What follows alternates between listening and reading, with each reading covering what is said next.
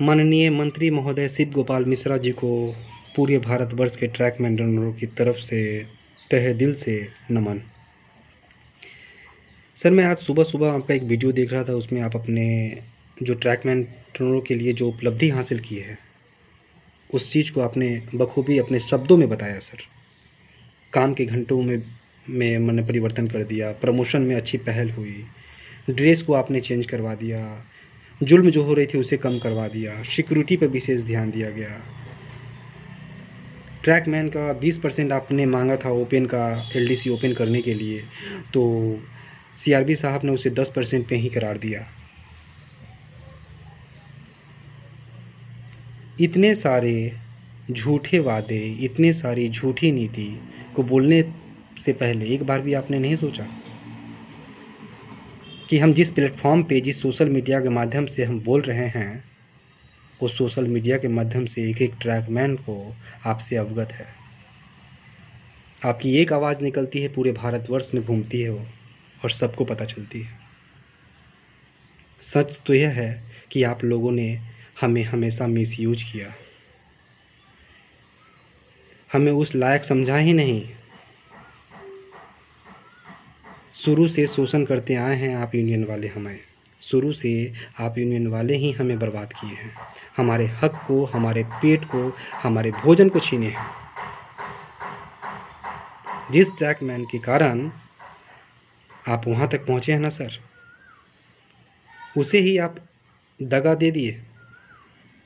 ये बेचारे को पता ही नहीं था।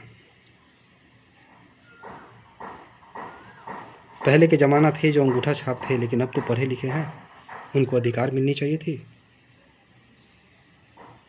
और 20% और 10% की जो बात कर रहे हैं आप, बताइए सर, ऑपरेटिंग और कमर्शियल वाले 100% ड्यूटी करते हैं क्या रेलवे के लिए? और हम लोग 10% ड्यूटी करते हैं, जो हमें 10% और 20% और 5% की बात कर रहे हैं। और कैडर मर्जर एक अच्छी नीति नहीं है आपके समझ से, और हम कैडर मर्जर का समर्थन करते हैं कि हमें समान अधिकार चाहिए। अगर मेरे अंदर ऐसा द्वेष रहता ना, तो मैं मना कर देता, ऑपरेटिंग कमर्शियल वाले जितने सालों से लेते आ रहे हैं उसको बंद कर दो, और हम लोग का चालू होना चाहिए नियम के अनुसार, हक के अनुसार। लेकिन वैसा कर भी नहीं रहे हैं। जितना लिए सो लिए, लेकिन अब भी हम लोग चाह रहे हैं कि सबको बराबर मिले, सबको बराबर भोजन मिले। एक सवाल का जवाब दे दीजिए सर आप।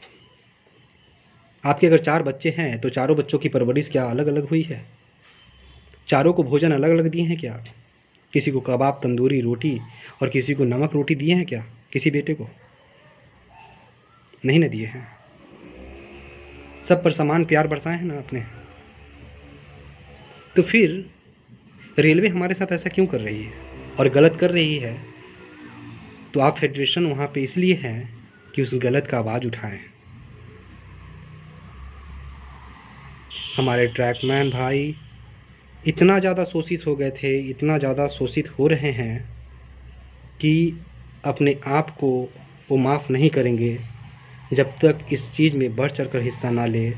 जब तक हम अपनी आवाज़ ना उठाएं, तब तक हम अपने आप को माफ़ नहीं करेंगे सर। जाके घर में सोइएगा ना, दिल पे हाथ रख के कहिएगा कि इस बूढ़े से उम्र में, इस अंतिम ज़िंदगी की अंतिम जो एज होती है ना, 60 के ऊपर होती है सर, एवरेज एज। इस एज में भी कम से कम आप एक सही निर्णय ले लीजिए, ताकि ज़िंदगी भर सारा ट्रैकमैन आपका नाम ले, सारा ट्रैकमैन आपको सलूट करे, जहाँ देखें वहाँ उस लायक बनाइए सर। हम स्वार्थ की भावना से बात नहीं कर रहे हैं। कल अहमदाबाद में बोला गया था, ऑपरेटिंग और कमर्शियल वाले लोगों ने धरना दिए थे, हम ट्रैकमैनों का विरोध करते हैं। हमने तो नहीं कहा था सर कि हम ऑपरेटिंग और कमर्शियल का विरोध करते हैं। हमने तो बस एक गुजारिश की थी आप लोगों से, एक पहल की थी कि हमें भी अधिकार दीजिए। हमें भी उजले कपड़े, टाई, बेल्ट लगाने का शौक़ होता है सर। जब हम 15 साल ड्यूटी कर लेते हैं ना, 10 साल ड्यूटी कर लेते हैं, जाते हैं स्टेशन पे बैठते हैं ना सर, लाल ड्रेस पहन के, तो हमारे नज़रों के सामने से जब हमारे पुटर भाई लोग 2 साल किए हुए जब टाई बेल्ट और कोट लगा के जब नज़र सामने से जब गुजरते हैं ना, तो आंखों में आंसू का सैलाब आ जाता है सर। हम कैसे बोले कि आप हमारे लिए बहुत अच्छे किए हैं, हम कैसे बोले कि आप हमारी ज़िंदगी का एक अहम हिस्सा है। हम हाथ जोड़ कर रिक्वेस्ट करते हैं सर कि कैडर मर्जर का विरोध मत कीजिए, हमें समान अधिकार दीजिए। मंत्रालय को भी मैं बताना चाहता हूँ, रेल मंत्री पीएम मोदी जी को भी मैं बताना चाहता हूँ कि हम लोगों के साथ ऐसा छल मत कीजिए सर। आंधी तूफान बारिश हर वक्त हम लोग तत्पर रहते हैं ड्यूटी करने के लिए। न जाने कौन सी ज़िंदगी में हम लोगों ने यह पाप किया कि हमारे हक को छीना गया, हमारे पेट पर लात मारा जा रहा है सर। हम भी तो आप ही के बेटे हैं सर, सारा डिपार्टमेंट आपका बेटा है, लेकिन सौतेला व्यवहार क्यों सर? एक बार ज़रूर सोचिए सर।